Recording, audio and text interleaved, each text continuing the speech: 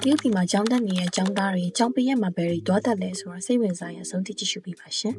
။မိန်းကလေးရဲ့နိဗ္ဗာန်လို့ပြောရနေရ။ဒါကတော့ဒီနေ့ရဲ့ outfit လေးပါ။ဒီနေ့တော့မယ့်နေရာလေးကတော့နမ်းပြင်ကျဲလို့ခေါ်တယ်။ဒီနေရာကဒူးတို့ကျောင်းနေတဲ့နေရဲ့အတွက်ကြောင့်မို့အားရန်ရောက်ဖြစ်နေတဲ့နေရာလေးပေါ့။ရောက်တာနဲ့ဖြော်ရည်အရင်ဝယ်တောက်ပါတယ်။လူတောက်တဲ့ဟာလေးကတော့ကောင်းရင်းသိမ့်ချင်လေးဟုတ်တယ်သူကတရုတ်ပြည်မှာလည်းတော်တော်နာမည်ကြီးတယ်ပထမဆုံးအနေနဲ့ဒီ pop-up store လေးကိုဝင်ကြည့်ခဲ့ပါတယ်ဒီဆိုင်ကအယုတ်လေးရာလေးအကုန်လုံးတအားချစ်စရာကောင်းတယ်ဒါပေမဲ့ဈေးကတော့ချစ်စရာမကောင်းဘူးပေါ့အကြောင်းမို့မဝယ်ခဲ့ပါဘူးရှင်ဒီပပတ်လည်မှာလေးအကုန်လုံးကုန်တိုက်တွေကြီးပဲမို့လို့ခိုးလျှောက်သွားနေပါတယ်ရှင်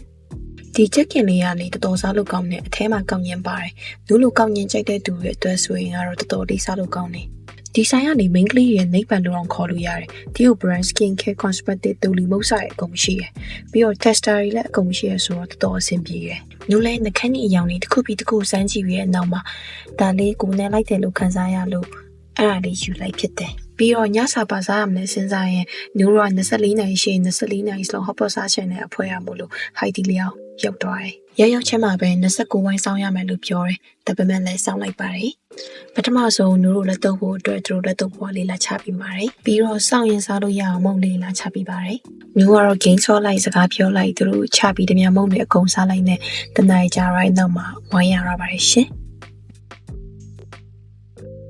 ဟာဒီလျော်လေးတော်တော်လေး service ကောင်းတယ်သူက phone stand မှာပေးရယ်။ပထမဆုံးအနေနဲ့အချင်းကြီးလေးဆက်ပါတယ်။ဒီနေ့ကတော့စီချွန်ရတာနဲ့ခန်းချင်တီဆုပ်ရတာလေးပါစားဖြစ်ခဲ့ပါတယ်။ဒါလေးကတော့ယူပတာနာလေးတစ်ခက်ပါရှင်။အင်ဂျင်ဖြူဘယ်တော့မှဝတ်လို့မရဘူး